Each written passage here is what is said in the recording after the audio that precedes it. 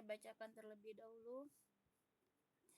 A'udzu billahi minasy syaithanir rajim. Bismillahirrahmanirrahim. Qul hal min syurakaikum man yabda'ul khalqa tsumma yu'iduh. Qulillahu yabda'ul khalqa tsumma yu'iduhu fa anna tufakun. Artinya, katakanlah, adakah di antara sekutumu yang dapat memulai penciptaan makhluk, kemudian mengulanginya atau menghidupkannya kembali?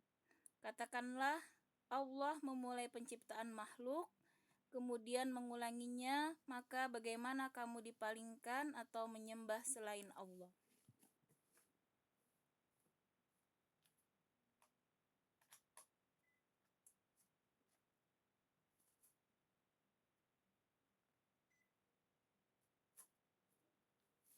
Nah, jadi pada ayat ini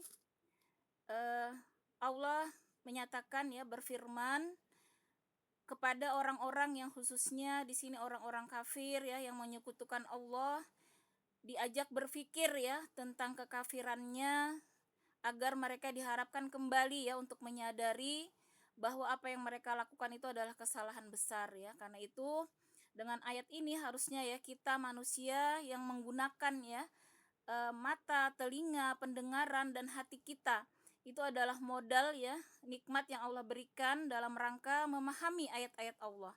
Jadi ketika ayat-ayat Allah dibacakan, maka kita sungguh-sungguhlah, ya, di sini menggunakan semua yang Allah karuniakan, terkhusus, ya, mata kita, telinga kita, ya, kemudian hati kita itu terutama, ya, dan akal kita untuk mencerna ayat-ayat Allah. Jadi jangan sampai, ya, kita hanya seperti mendengar siulan burung, ya. Jadi kita hanya mendengar merdunya tapi tidak memahami, ya, arti siulan tersebut. Nah, itulah yang digambarkan sebagaimana orang kafir, ya. Mereka sebagaimana diceritakan, ya, di zaman Rasulullah itu beberapa orang kafir itu sangat senang, ya, mendengarkan Rasulullah membaca Al-Qur'an, ya. Jadi sampai sembunyi-sembunyi, ya, mendengarkan kemerduan, ya, suara Al-Qur'an, tetapi mereka mendengar Al-Qur'an itu hanya bagaikan siulan burung tadi, ya, yang tidak ada paham, ya, tidak bisa mereka ambil hikmah maupun tidak bisa mereka cerna, ya, dengan akalnya. Karena memang ketika manusia dikuasai, ya, oleh hawa nafsu, ya, kemudian bisikan setan, ya, kesombongan, maka tertutup, ya, hati dari memahami ayat-ayat Allah. Nah, karena itu marilah kita sungguh-sungguh, ya, untuk memohon kepada Allah ketika kita, ya, mentadaburi Al-Qur'an khususnya, semoga Allah memberikan kita hidayah, taufik, ya, inayahnya, sehingga kita bisa memahami dan terkhusus lagi bisa mengamalkan, ya, dari surat, ya, yang Allah sampaikan ini, ayat-ayat Allah ini. Nah, di sini Allah menyatakan, katakanlah, adakah di antara sekutumu yang dapat menciptakan makhluk? Nah, jadi Allah nyatakan, yang menciptakan makhluk ini bisakah gitu, ya, selain Allah gitu, ya, sekutu-sekutu yang mereka sembah, ya, berhala-berhala, ya. Apakah bisa menciptakan makhluk? Nah, kemudian kata Allah di sini, mengulanginya atau menghidupkannya kembali. Nah, jadi setelah menciptakan, kemudian mematikan dan menghidupkannya kembali. Nah, jadi sebelum orang-orang kafir menjawab, ya, maka Allah memerintahkan kepada Rasulullah, katakanlah, Allah lah yang memulai penciptaan makhluk, kemudian mengulanginya. Maka bagaimana kamu dipalingkan menyembah selain Allah? Nah, jadi langsung Allah jawab, tidak akan ada yang bisa gitu, ya, menciptakan makhluk, kemudian mematikan, bahkan bisa menghidupkan lagi yang sudah dimatikan. Nah, jadi karena orang-orang kafir itu, ya, kalau penciptaan, ya, manusia dan juga alam semesta, mereka mengakui kalau semua ini ciptaan Allah. Tetapi, ya, mereka tidak mau mengakui kalau Allah menghidupkan kembali. Nah, jadi orang-orang kafir itu yakin, ya, setelah diciptakan itu Allah tidak turut campur, ya, kemudian mereka tidak mempercayai hari akhir, ya, tidak mempercayai hari pembalasan. Nah, disitulah perbedaannya, ya. Bagi kita orang yang beriman, maka kita yakin ya dengan ayat ini ya bahwa Allah nanti akan menghidupkan kita kembali. Dan kita dalam kehidupan setelah ini ya justru kekal abadi dan mempertanggungjawabkan ya semua yang kita lakukan selama di dunia ini. Nah, karena itu marilah ya kita belajar ya iktibar dari ngambil hikmah ya dari sekitar kejadian kita ya di mana kita melihat ya orang-orang yang kita kenal, orang-orang dekat kita, ada yang kehilangan keluarganya, yang meninggal dan seterusnya. Maka itu kata Allah sebenarnya peringatan bagi kita ya yang masih hidup. Artinya kita juga tidak lama lagi ya pasti akan mengalami hal yang sama. Kita juga akan kembali menghadap Allah. Cuma kita tidak tahu kapan ya, karena itu setiap ada peringatan ya kematian di sekitar kita ya orang-orang yang kita kenal, maka itu menjadi muhasabah bagi kita untuk sungguh-sungguh ya mempersiapkan diri kita. Seandainya kita yang dipanggil, apakah kita sudah siap ya dengan amal kita selama ini? Apakah Allah ridho ketika kita kembali dengan segala perbuatan kita selama di dunia ini? Karena itu, marilah bersama-sama ya mengingatkan diri saya pribadi dan kita semua untuk segera bertobat ya dengan dosa-dosa kita, baik yang kita sengaja maupun tidak kita sengaja, dan juga terus memperbanyak ya amal ibadah semaksimal mungkin untuk menutupi ya segala kesalahan dan kekurangan yang telah kita lakukan. Nah, jadi bersegera untuk melakukan ya ibadah-ibadah yang terbaik ya supaya Allah ridho dengan kita, supaya kita kembali dalam rahmatnya Allah. Nah, karena itu di sini betapa bodohnya ya disampaikan bahkan ya kalau manusia itu ya tidak menggunakan tadi ya hatinya ya, telinga, matanya dan akal pikirannya ketika mendengar ayat Allah, bahkan ya manusia itu bisa dikategorikan lebih rendah dari binatang ternak ya, dari hewan sekalipun. Nah, karena kelebihan manusia ketika dia menggunakan tadi ya hatinya ya, akal pikirannya, mata telinganya untuk memikirkan ya ayat-ayat Allah dengan sungguh-sungguh, mencerna. Jadi tidak begitu saja ya berlalu ketika dibacakan ayat Allah, kita hanya sepintas gitu ya, tidak memperhatikan, tapi yang Allah perintahkan kita sungguh-sungguh memperhatikan, bahkan dengan hati kita, dengan akal kita mencerna apa maksud dari ayat-ayat Allah tersebut. Nah, kemudian di sini Allah kembali ya menantang manusia ya agar Eee, jadi ayat ini pada dasarnya ya untuk mengkokohkan akidah kita ibu-ibu. Jadi karena akidah itulah yang paling utama ya harus kita kuatkan ya, bagaimana keimanan kita ini tidak pernah luntur ya, supaya iman kita ini benar-benar kuat ya, tidak tergoyahkan ya oleh cobaan hidup ya. Karena kehidupan ini kan kadang ada fasenya senang, fasenya susah, fasenya kita, eee fasenya, apa namanya, kadang dapat cobaan, kadang dapat nikmat ya. Nah, bagi orang-orang yang tetap istiqomah di jalan Allah, mau diuji dengan kesenangan, dengan kesusahan, maka itulah yang beruntung. Nah, jadi kita bagaimana bisa istiqomah ya dengan berbagai macam ujian tadi, disitulah iman yang kuat itu adalah modal utama kita ya supaya kita bisa istiqomah. Nah, karena itu kebanyakan ayat Al-Quran itu adalah berbicara tentang tauhid ya, tentang akidah, penguatan iman. Supaya kita tidak goyah, supaya kita tidak dipengaruhi tadi ya oleh nafsu kita ya, supaya kita tidak cenderung ya kepada dunia dan supaya kita senantiasa mengutamakan akhirat. Nah, itulah tujuannya ya, ayat-ayat Allah ini membimbing kita agar tetap ya memiliki kekuatan iman yang ibaratnya itu HP ya, cas terus gitu ya, jangan sampai lowbat ya. Karena ketika sudah lowbat apalagi kalau sampai habis gitu casnya ya, tidak bisa lagi digunakan tadi ya, mendengar ayat Allah itu tidak ada pengaruhnya. Nah, maka ini di ayat 35 kembali Allah menegaskan ya tentang penguatan akidah ya. Qul hal min syurakaikum may yahdi ilal haqq. Qulillahu yahdi lil haqq. Afaman yahdi ilal haqqi ahaqqu ayyuttaba'a amman la yahdi illa ayyuhda. Fama lakum kaifa tahkumun. Katakanlah, apakah di antara sekutumu ada yang membimbing kepada kebenaran? Katakanlah, Allah lah yang membimbing kepada kebenaran. Maka manakah yang lebih baik diikuti? Tuhan yang membimbing kepada kebenaran itu, ataukah orang yang tidak mampu membimbing, bahkan perlu dibimbing? Maka mengapa kamu berbuat demikian?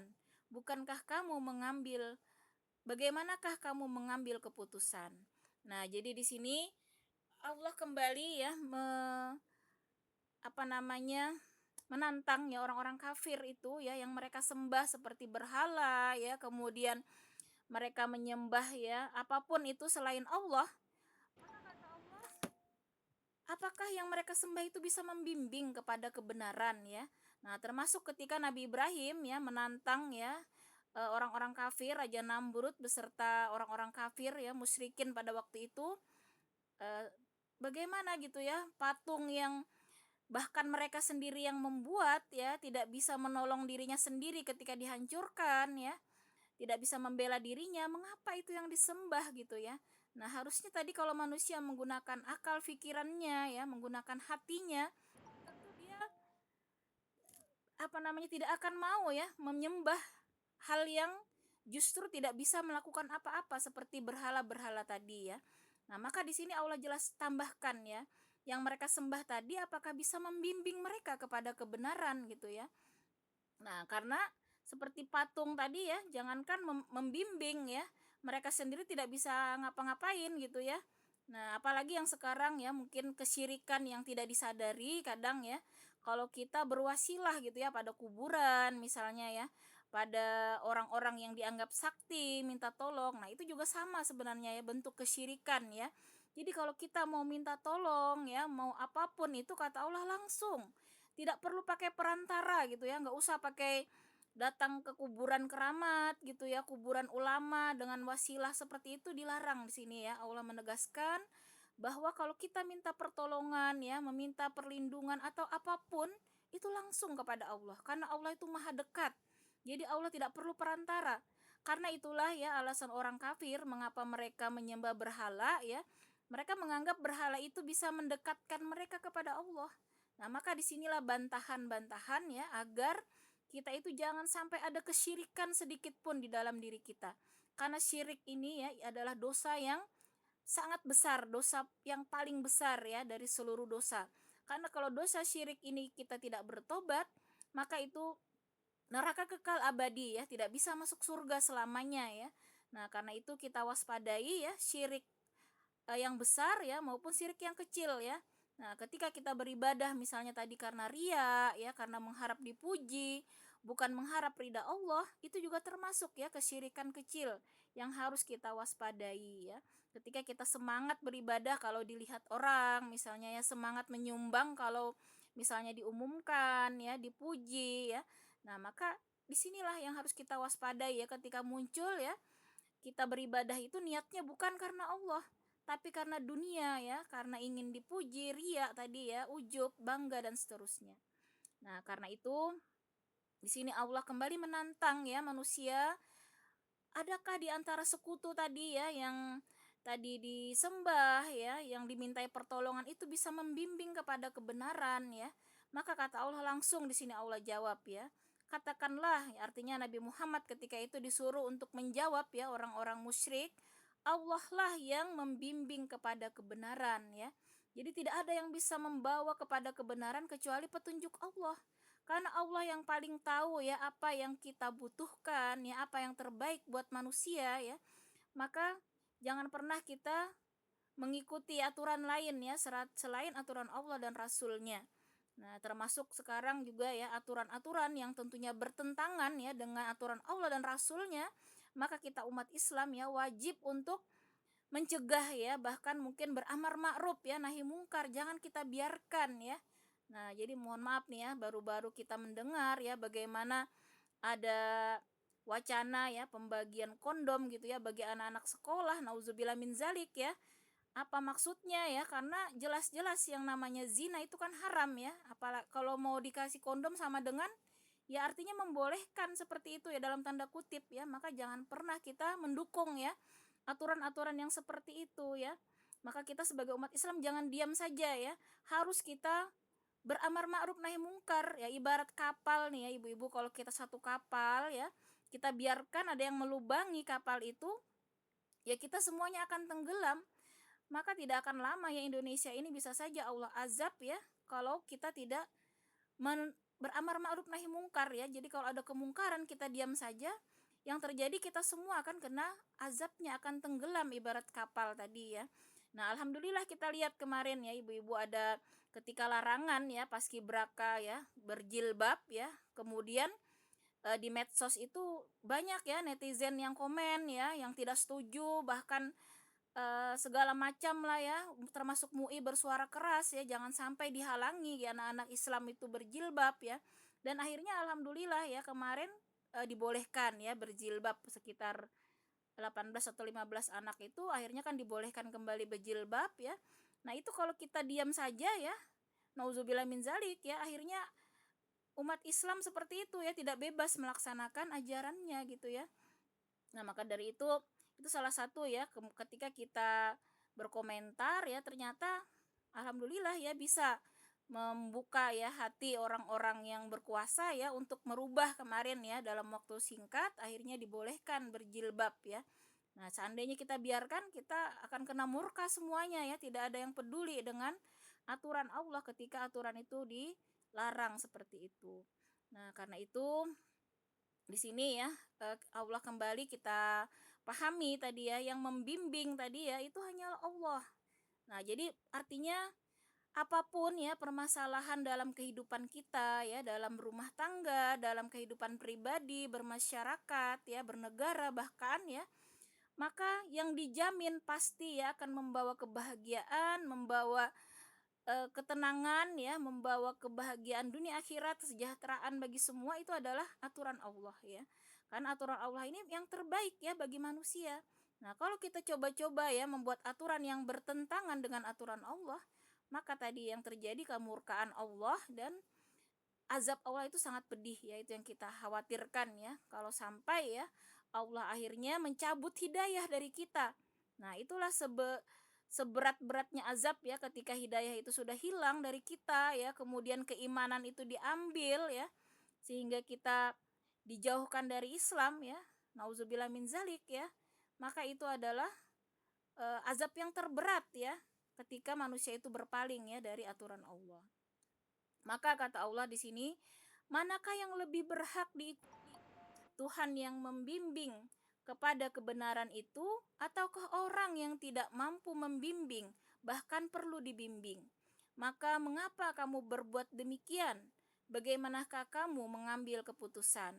Nah, jadi di sini ya, pada saat itu ya banyak ya orang-orang kaum musyrikin yang berkuasa ya, seperti misalnya Abu Jahal, Abu Lahab ya, yang berkuasa ya di zaman Rasulullah ya, yang memiliki kedudukan tinggi ibaratnya pejabat sekarang ya. Itu kan banyak juga pengikutnya ya. Nah, maka di sini Allah tantang ya, mengapa mereka mengikuti orang-orang yang justru harusnya perlu dibimbing ya, karena orang-orang itu kan sesat ya, Abu Lahab, Abu Jahal itu justru sesat ya. Nah, mereka justru harusnya juga mereka perlu bimbingan, tapi mengapa ada orang yang mau gitu ya mengikuti orang-orang yang sesat? Ya seperti sekarang lah, kita hati-hati ya ketika misalnya memilih pemimpin misalnya ya. Kita kita lihat ya track recordnya, jangan sampai kita memilih orang-orang yang justru nanti akan merugikan umat Islam misalnya ya, seperti mengeluarkan undang-undang yang bertentangan ya dengan aturan Allah. Nah, itu kita akan kena nanti ya dosanya kalau kita tidak berikhtiar dulu yang terbaik ya. Nah, jadi kita di sini artinya kita carilah ya orang-orang yang menjadi pemimpin kita, yang bisa membimbing kita tentunya ke jalan Allah. Jangan sampai justru menyesatkan kita. Nah, jangan sampai kata Allah di sini kita mengikuti orang-orang yang justru mereka sendiri perlu bimbingan gitu ya, karena mereka sendiri tersesat. Nah, bagaimanakah sih kamu mengambil keputusan, istilahnya kata Allah. Artinya kita ditantang dengan akal pikiran kita gitu ya. Harusnya kita tidak mungkin mengikuti penunjuk jalan yang dia sendiri tidak tahu jalan ya, ibaratnya seperti itu ya ibu-ibu ya. Jadi ketika kita mengikuti seseorang ya, kita sudah tahu orang itu buruk, misalnya orang itu sesat, orang itu tidak tahu jalan gitu ya, tapi kita ikuti, ya inilah Allah tantang ya, bagaimana sih kamu artinya mengambil keputusan gitu ya, di mana akal pikiran kita gitu ya.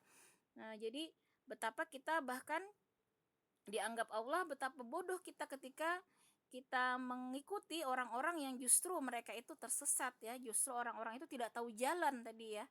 Nah, jadi di kemudian di ayat 36 ya,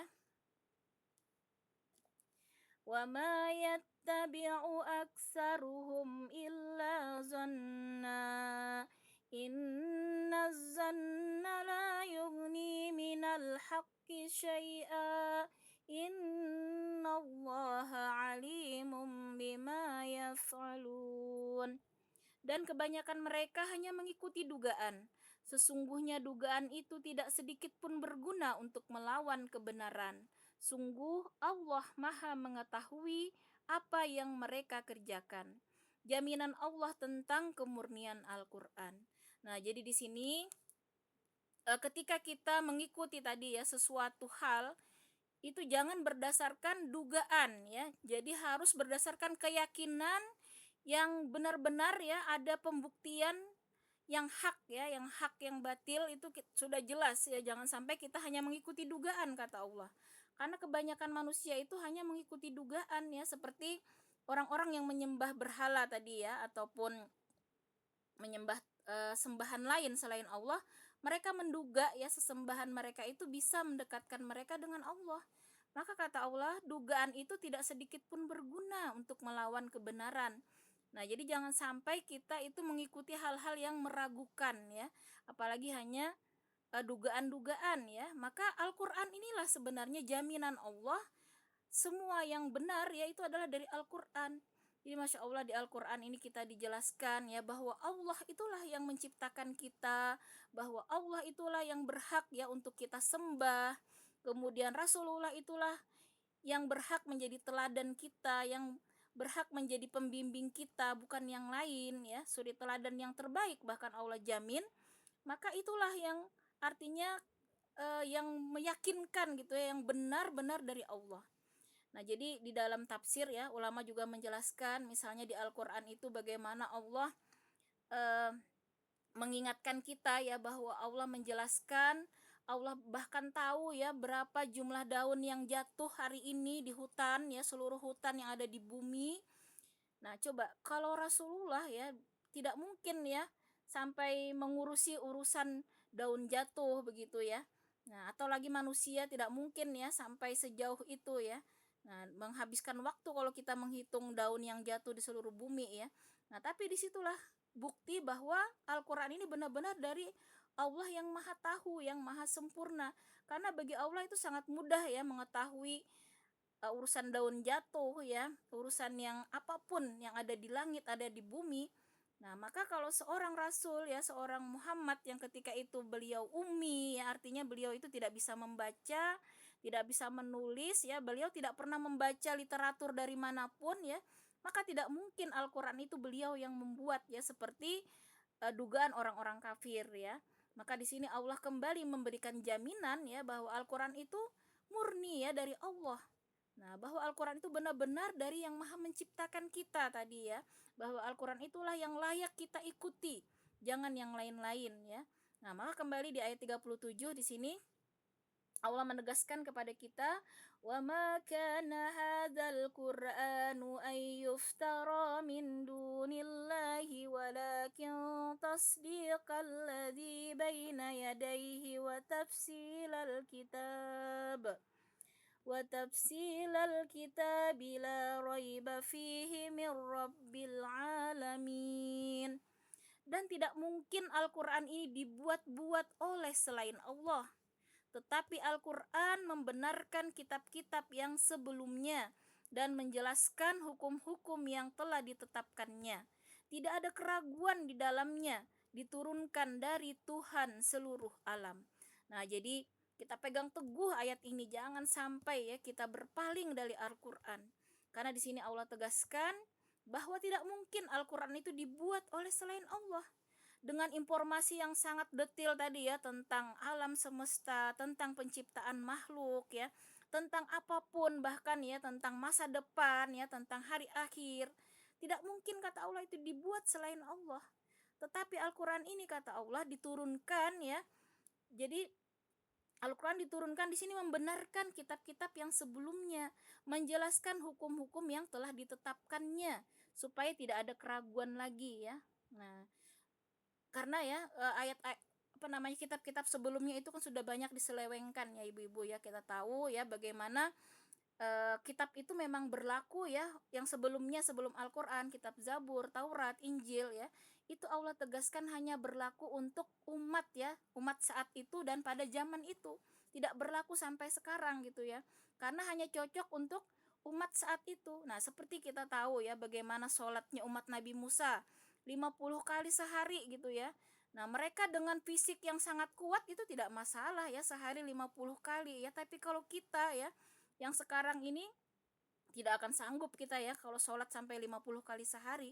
Nah, karena itu makanya Allah turunkan Al-Quran ini ya untuk umat yang berlaku nantinya sampai akhir zaman, yang paling sesuai ya, yang paling bisa ya untuk kita laksanakan ya sesuai dengan kemampuan kita. Nah, karena itu, karena apa namanya, kitab-kitab sebelumnya itu sudah banyak diselewengkan dan itu juga tidak sesuai ya untuk umat yang sekarang, karena itulah Al-Qur'an diturunkan ya. Nah, jadi ada yang menarik ya ibu-ibu, kemarin saya baca ya, ada seorang pegulat ya di Olimpik ya, di Olimpiade tahun 2023, dia itu menang ya, Brok ya kalau tidak salah namanya. Dia itu menang dan dia melecehkan Rasulullah ya. Dia melecehkan Rasulullah ya, melecehkan nama Muhammad ya, betapa dia menghina Islam ya. Dan tahun ini ternyata ya Allah balas ya, jadi dia kalah ya, dan yang memenangkan ya, yang mengalahkan dia itu bernama Muhammad ya. Nah, itu ada di berita Hidayatullah ya, yang memenangkan itu bernama Muhammad. Maka yang sontak ya, yang memenangkan itu dia langsung mengucap Allahu Akbar. Nah, disitulah Allah membalas ya, membalas orang yang sudah menistakan ya, menistakan Allah, menistakan Rasul ya. Jadi kalau hari ini ya kita melihat bagaimana saudara kita di Palestina masih diuji ya dengan betapa berat ya ujian Allah, kita harus sabar dan terus kita harus optimis ya, harus kita terus doakan, harus kita support ya segala cara ya, baik dengan harta ya, dengan doa ya, dengan apa yang kita bisa. Kita yakin ya kebenaran itu pasti Allah menangkan. Karena ya usia dakwah itu tidak sesuai umur, apa, tidak sependek usia kita ya. Mungkin kita belum sampai melihat, mungkin ya dengan umur kita yang pendek, mungkin kita tidak melihat kemerdekaan Palestina mungkin ya, walau alam ya, tapi kita harus yakin karena kebenaran itu pasti menang. Ya seperti tadi itu ya, yang 1 tahun kemudian ternyata baru Allah balas ya. Eh, dan tahun ini baru terbukti ya dia dikalahkan justru orang yang bernama Muhammad ya. Nah, jadi kita harus tetap optimis ya, jangan sampai kita lalai ya untuk mendoakan saudara kita, support terus ya dengan boykot ya produk-produk yang terus menunjang ya Yahudi itu, kita boykot terus keras kita ya, jangan pernah kita lengah ya, karena dakwah itu panjang ya ibu-ibu ya. Kita tahu Indonesia juga ya, kita merdeka setelah ratusan tahun dijajah ya, tapi kita tidak boleh patah semangat ya. Sebagaimana amanah ya pemimpin kita terdahulu, kita terus berdiri ya untuk mendukung mereka sampai mereka merdeka ya. Kita tidak pernah meninggalkan mereka ya, saudara kita di Palestina. Nah, jadi banyak ya kejadian ya, contoh ya bahwa Allah mematahkan ya segala kebatilan ya. Ada satu kisah juga yang menarik ya, yang mungkin bisa memotivasi kita bahwa Allah itu selalu ada ya, selalu ada di setiap ya kita, dengan keyakinan ya, jangan pernah kita meninggalkan Allah, maka Allah juga akan terus bersama kita. Allah akan terus menolong kita. Jadi ada suatu kejadian ya, seorang tentara Jepang itu ibu-ibu, dia muslim ya. Kemudian pemimpinnya ini ya sering sekali ibaratnya membuli ya, melecehkan ya, sangat benci dengan umat Islam, dengan orang Islam ini. Maka suatu saat ya dia ingin mempermalukan ya orang Islam ini ya. Nah, dia perintahkan orang Islam ini untuk memarkirkan mobilnya ya, mobil kendaraan perang gitu ya, yang sama sekali dia tidak tahu cara mengendarai ya, sampai dia mohon, "Tidak mungkin Pak, saya mengendarikan, saya tidak bisa ya mengoperasikannya." Ya sudah katanya, minta tolong aja kamu sama Tuhanmu. Jadi dia ingin olok-olok gitu, ingin mentertawakan gitu ya orang-orang Islam ini di hadapan prajurit yang lain. Katanya, "Coba kamu minta tolong sama Allahmu itu, yang kamu sembah itu. Coba kamu minta tolong," katanya. Maka dia dengan benar-benar tidak tahu ya mengoperasikan kendaraan itu, dia bismillah, dia minta tolong sungguh-sungguh kepada Allah, dan alhamdulillah ternyata Allah tolong ya, dia bisa mengoperasikan kendaraan itu ya, dan dia parkir dengan baik sampai pemimpinnya itu nangis, dengan prajurit yang lain nangis ya, kaget dia pas turun dari kendaraan. Alhamdulillah, Pak gitu ya, saya berhasil ini ditolong Allah mengendarikan kendaraan Bapak gitu. Nangis semua, kaget dia, kenapa Bapak nangis gitu ya, dan teman-teman yang lain nangis. Lalu dia sampaikan, kendaraan itu tidak ada mesinnya gitu ya. Nah, ternyata mereka tidak di kendaraan itu justru tidak ada mesinnya gitu ya. Jangankan yang nggak bisa nyetir, yang bisa nyetir aja harusnya nggak mungkin bisa mengendalikan kendaraan itu ya. Tapi Allah ya selalu menolong hambanya yang sungguh-sungguh yakin ya, dengan pertolongannya yang senantiasa bergantung kepada Allah, Allah tidak akan pernah meninggalkan kita. Nah, jadi disinilah kita harus yakin ya, benar-benar kebenaran Al-Quran ini ya, semua informasi yang Allah sampaikan, semua petunjuk ya yang Allah berikan melalui Al-Quran, melalui sunnah, ini kita harus pegang teguh ya di akhir zaman ini. Karena di akhir zaman ini banyak sekali godaan-godaan hawa nafsu ya, kecintaan pada dunia ya, yang akhirnya melalaikan manusia. Jadi kebanyakan kata Allah ya, yang melalaikan manusia itu ketika manusia itu udah dimudahkan dalam hal materi ya, harta ya, kemudian anak-anak ya, pasangan, sehingga mereka lalai ya dari Al-Qur'an, dari Allah, sehingga mereka berpaling ya dari kajian-kajian Islam. Mereka sudah merasa cukup dengan segala macam dunia ini ya, menjauhi Allah. Nah, disitulah ya sebenarnya istidraj tadi ya, ketika diberi materi, diberi nikmat, tapi kita semakin jauh dari Al-Quran, dari Allah gitu ya. Nah, ini yang hati-hati ya. Karena itu mudah-mudahan dengan ayat-ayat ini ya, kembali menguatkan iman kita. Mau kita diberi kesenangan seluruh dunia pun ya, kita tidak akan menjauh ya dari Al-Quran ini, dari Allah. Karena tidak ada yang lebih berharga ya, nikmat yang paling besar itu adalah nikmat iman, nikmat Islam ya, nikmat hidayah. Itu yang harus kita pertahankan, nikmat iman ini ya harus kita tumbuh suburkan, kita pupuk. Jangan sampai luntur ya, jangan sampai sakit, jangan sampai mati ya. Nah, maka dengan Al-Quran inilah ya yang akan terus menumbuh suburkan iman kita. Nah, jadi ini pengalaman ahli tafsir ini sendiri ya. Jadi di dalam tafsir fi Zalailul Quran ya, Said Kutub ya dan sahabatnya kurang lebih 15 orang ya. Mereka itu pernah berlayar ya, berlayar. Kemudian di kapal itu ya ternyata banyak sekali ya misionaris, orang-orang yang ateis ya. Mereka itu mau melaksanakan sholat Jumat ketika itu di kapal itu dihalang-halangi ya. Tapi ya alhamdulillahnya ya Allah memberikan mereka pertolongan ya, dengan kesungguhan mereka bernegosiasi segala macam ya, akhirnya kapten kapal ini membolehkan mereka sholat Jumat ya. Akhirnya kurang lebih 15 orang ini mereka sholat Jumat di kapal ya. Kemudian ini pengalaman mereka langsung ya, di tafsir ini mereka ceritakan pengalaman pribadi mereka. Mereka dalam sholat Jumat itu kan ada khutbah ya, mereka baca Al-Quran ya. Ternyata orang-orang yang memperhatikan itu ya benar-benar terkagum-kagum ya dengan Al-Quran ini. Bahkan ada seorang ibu ya, mereka katakan itu tiba-tiba mendatangi mereka setelah mereka selesai sholat itu. Apa sih yang kalian baca itu? Apa itu ya? Katanya benar-benar suatu hal yang nyanyian yang sangat indah. Nah, dia nggak tahu Al-Quran itu dikiranya nyanyian ya. Sangat indah di dunia, belum pernah saya mendengar itu, benar-benar katanya merasuk ke hati gitu ya.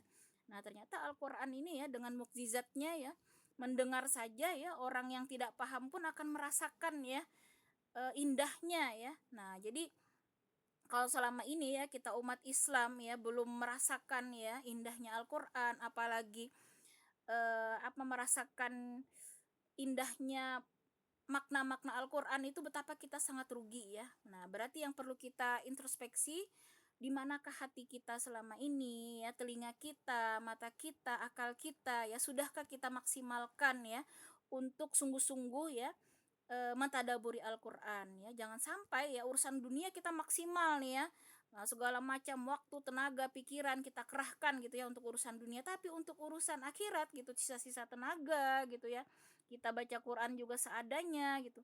Nah, ini yang jangan sampai terbalik ya. Justru yang paling utama ya, segala waktu kita, usia kita ya, nikmat kita yang Allah berikan ini kita maksimalkan untuk terus ya mendekatkan diri kepada Allah, terus mendekatkan diri kepada Al-Qur'an, kepada sunnah. Nah, karena di sini tadi tidak mungkin kata Allah Al-Qur'an ini dibuat oleh selain Allah.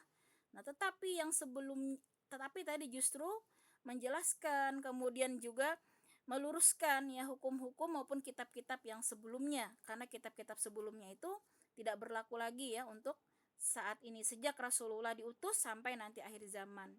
Sehingga di sini kata Allah harusnya tidak ada lagi keraguan ya di dalam diri kita ya, karena benar-benar Al-Qur'an ini diturunkan oleh Allah ya, Tuhan kita seluruh alam. Nah, kemudian di ayat 38, am yakuluna iftarah qul fa'tu bi suratin mislihi wad'u man istata'tum min dunillahi in kuntum shadiqin. Apakah pantas mereka mengatakan dia Muhammad yang telah membuat-buatnya? Katakanlah, buatlah sebuah surat yang semisal dengan surat Al-Qur'an. Ajaklah siapa saja di antara kamu orang yang mampu membuatnya selain Allah, jika kamu orang-orang yang benar. Nah, jadi di sini Allah kembali menolak ya anggapan-anggapan orang kafir yang menyatakan bahwa Al-Qur'an itu buatan Muhammad gitu ya. Nah, maka kata Allah, coba kamu buat satu surat gitu ya, kalau memang kamu bisa gitu ya membuat Al-Qur'an, karena Al-Qur'an ini bukan buatan manusia gitu ya, bukan buatan Muhammad, apalagi manusia yang lain gitu ya.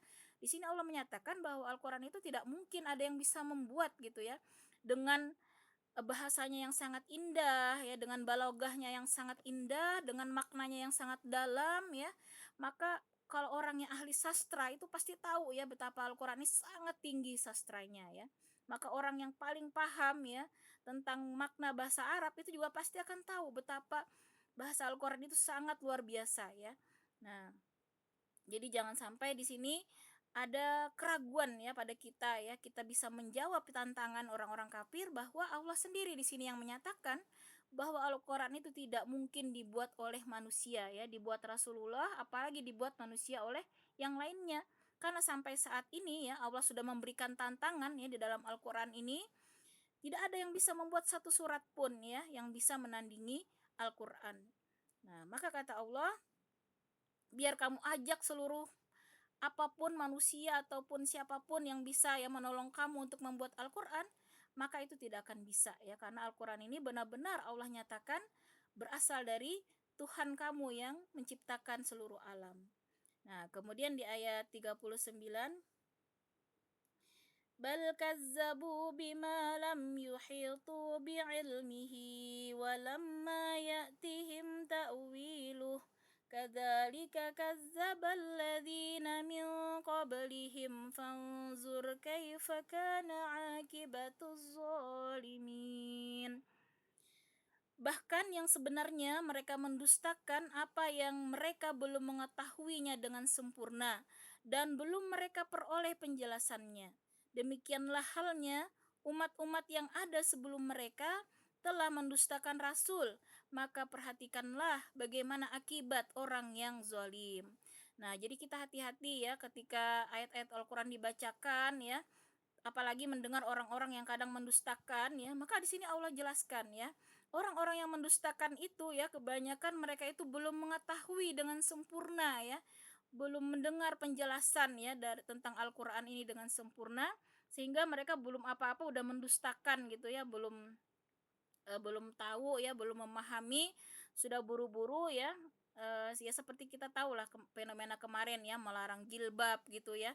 Padahal urusan jilbab itu ya bukan hanya namanya pakaian begitu saja, tapi itu urusan syariat ya yang wajib ya dilaksanakan umat Islam ya. Ketika itu dihalangi, ya berarti kita menghalangi ya, berarti mereka telah menghalangi kita menjalankan syariat, dan itu sebenarnya bertentangan ya dengan amanat ya Pancasila dan undang-undang sendiri ya yang telah dibuat oleh pendahulu kita ya. pendahulu kita orang-orang yang soleh ya, mereka sudah tahu betul ya bahwa Eee, di dalam Pancasila yang pertama itu ya, artinya umat Islam harusnya diberi kebebasan ya, begitu juga umat yang lain untuk melaksanakan ya ajaran Islam, ajaran syariat-syariat masing-masing ya.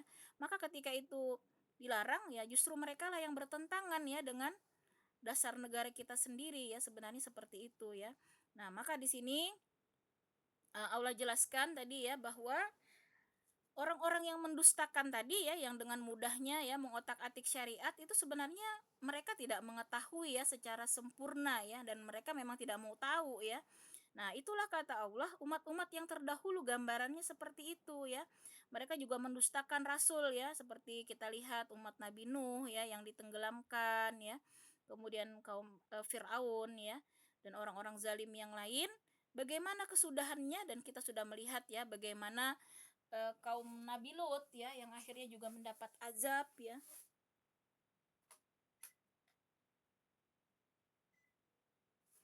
Nah, jadi kita di sini disuruh Allah memperhatikan ya kesudahan ya orang-orang yang menentang aturan Allah itu pasti akan mendapatkan azab di dunia bahkan azab di akhirat.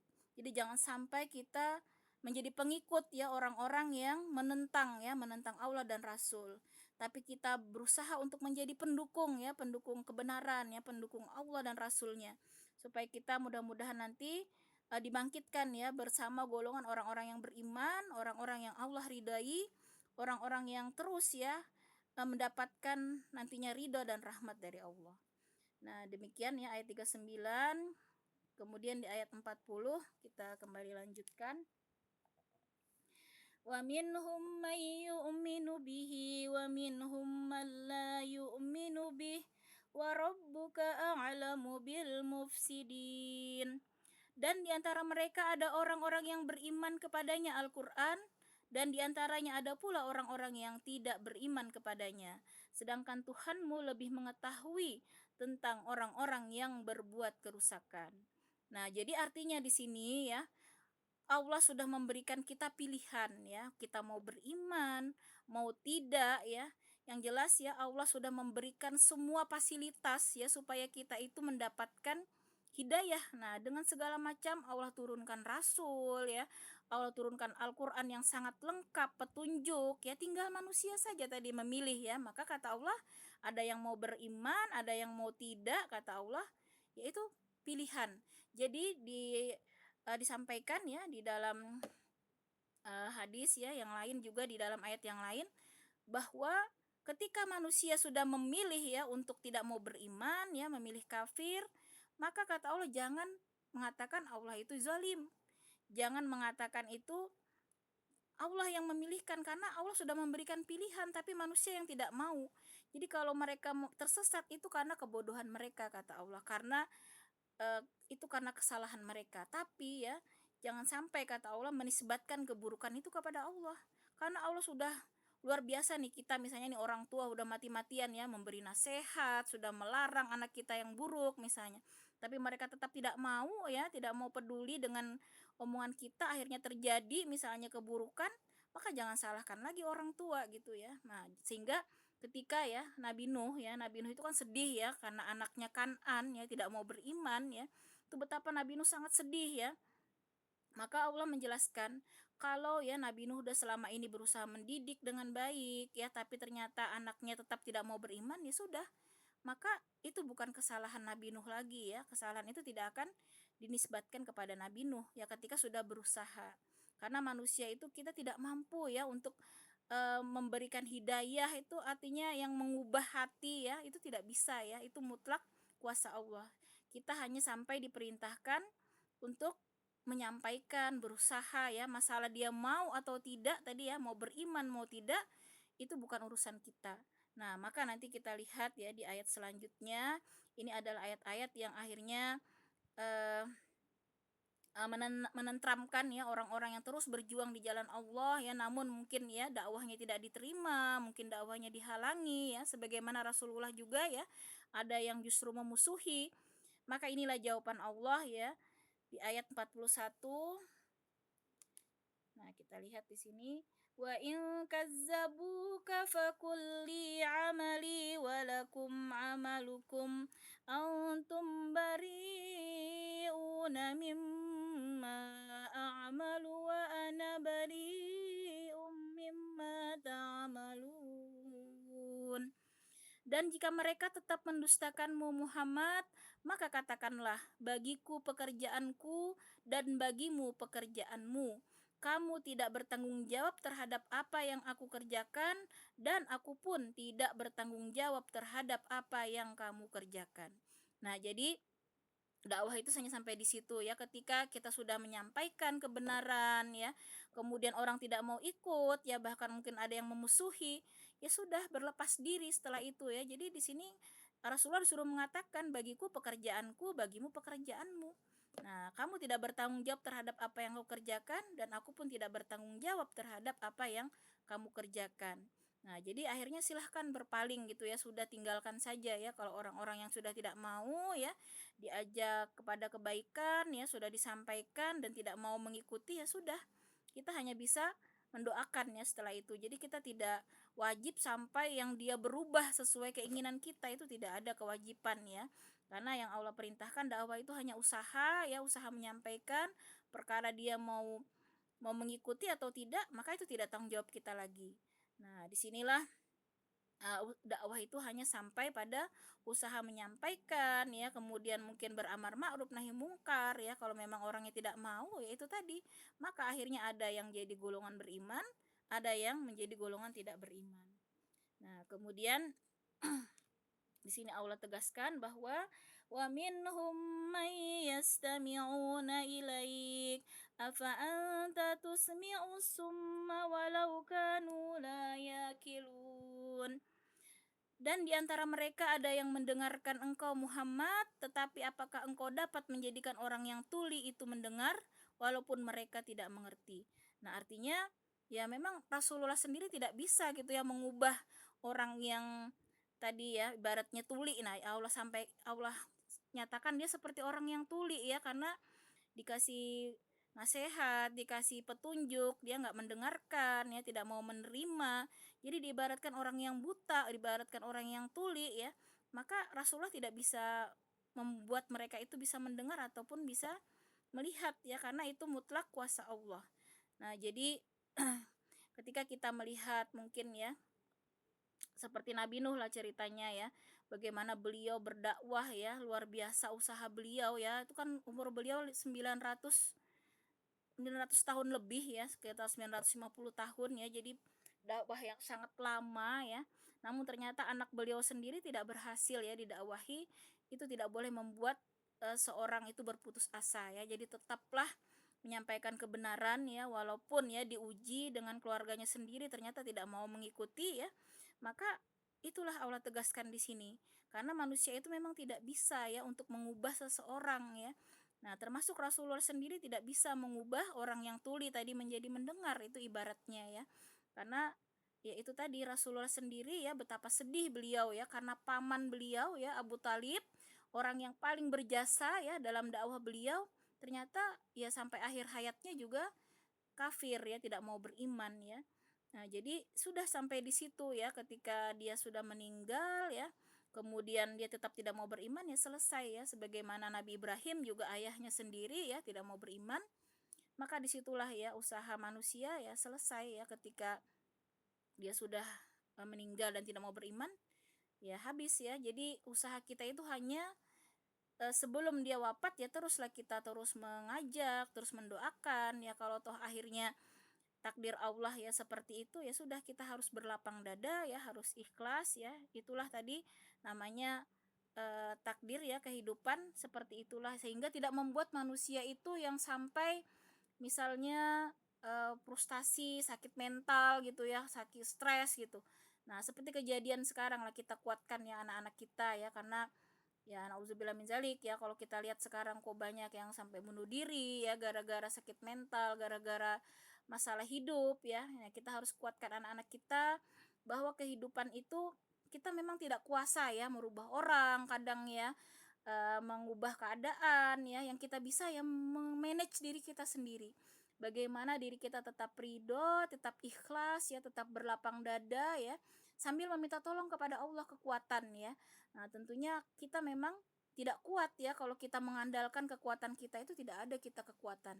Tapi insya Allah ya, kalau kita minta pertolongan dari Allah tadi ya, sebagaimana saya ceritakan kisah-kisah sebelumnya ya, ketika manusia itu benar-benar bergantung ya pada kekuatan Allah, maka kita serahkan ya kepada Allah yang menyelesaikan masalah kita. Jadi jangan sampai kita mengambil jalan pintas misalnya tadi ya, bunuh diri dan seterusnya ya.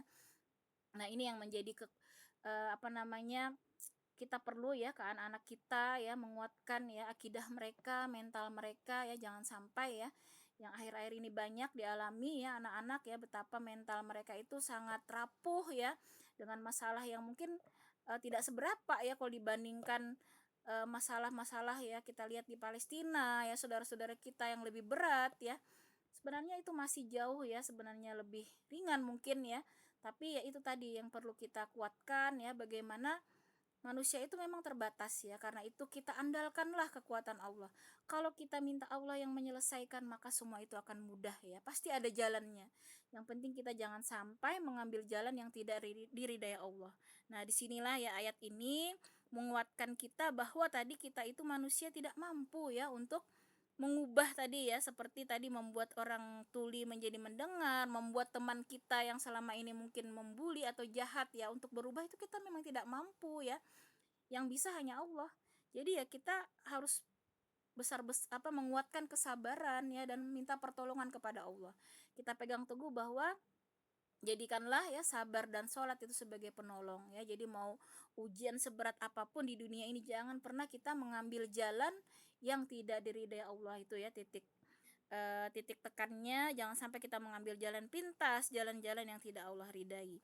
Karena disinilah tadi bahwa manusia itu ya pada dasarnya, Rasulullah sendiri pun ya di sini Allah tegaskan tidak akan bisa gitu ya untuk menjadikan ya orang yang tuli menjadi mendengar. Nah, ini dalam artian seperti itu. Walau alam bisawab, demikian ummahat fillah ya tadabbur kita pada hari ini.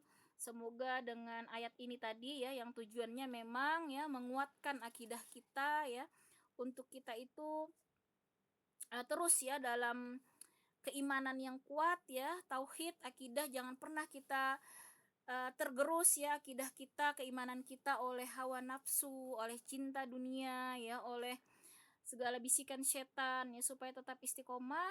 Maka Al-Quran ini menjadi mudah-mudahan ya penguat kita untuk tetap istiqomah di jalan Allah. Amin ya robbal alamin. Wallahu alam bisawab. Umatillah, kurang lebihnya saya memohon ampun ya kepada Allah, segala salah hilaf dan kebenaran datangnya dari Allah, dan saya juga minta maaf kepada umat semua kalau ada salah dan kurangnya. Demikian materi kita.